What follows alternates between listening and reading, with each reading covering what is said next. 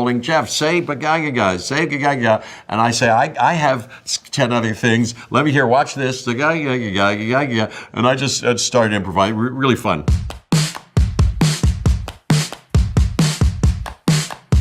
Jurassic Park. Here's a little bit about that. Golly, I've had a big history and a little bit of a future coming up with it.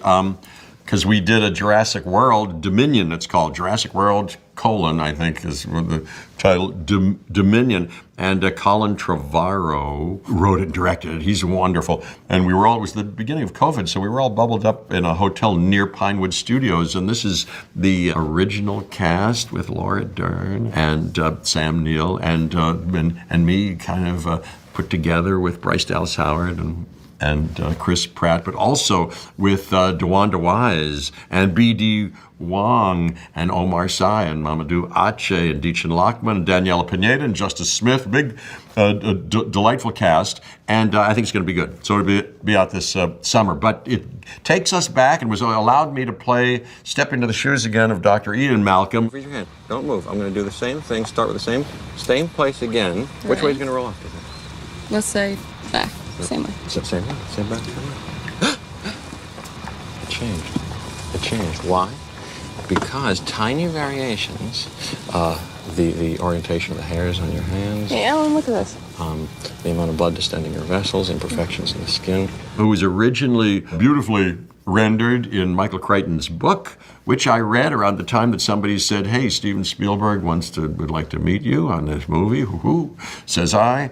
Read the book, read the script, went in. At that first meeting, he said, "Hey, I wanted to meet you. I've enjoyed what you've done." There's a current consensus and a faction, at least in my group here, that thinks that the script should develop a little, and we may take your character out of it and put that character that was in the book, Malcolm, and kind of meld it into the Grant character. So, it's kind of one guy, and I was, really? Jeez. And I made a little pitch, in my way off the top of my head, I think you might enjoy having that character there, because, I'd be remiss before I left if I didn't say that I think you want somebody to, whatever I said, not that swayed him in any way, but luckily it wound up in the movie. And so then we go to Hawaii, which was the first 2 weeks of both those shoots, the first and the second, The Lost World.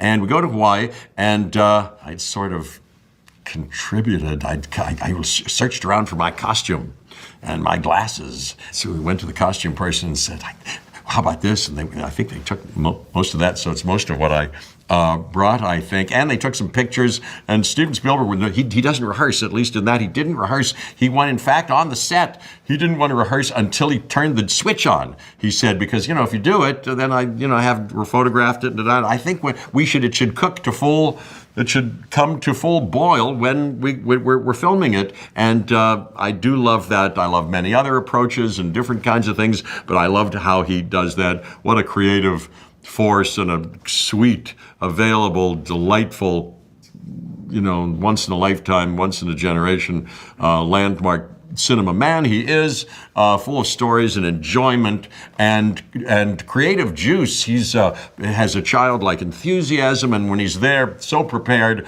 but he goes, "I know what we can do. Let's do," so you're following him doing that, and the whole thing is moving very beautifully. Unauthorized breeding in Jurassic Park. And how do you know they can't breathe? Well, because all the animals in Jurassic Park are female.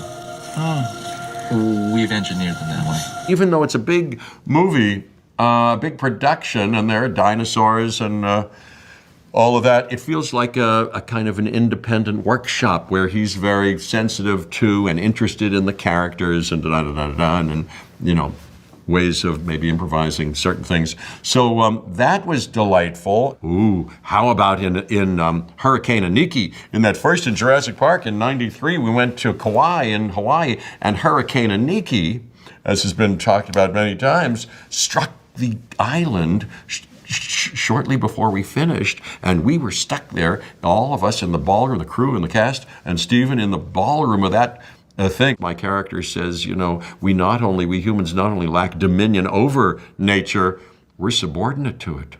The wise idea is that we have to live peacefully with other creatures here, figure out how to do it so that they have as much safety and liberty as we do, and align ourselves with nature so that it works out for all of us and the environment and the planet, et cetera, et cetera. Life finds a way. Yeah, I don't know that they'd written in the maybe I contributed that but I don't want to take credit, break my arm patting myself on the back.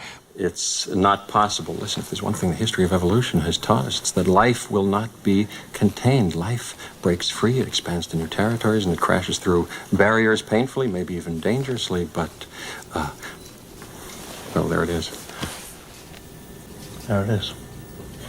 You're implying that a group composed entirely of female animals will breed? No, I'm simply saying that life finds a way. We didn't know that would be like that, and life finds a way. So that kind of, that's kind of kept around. People have enjoyed that, and isn't that something? Yahoo!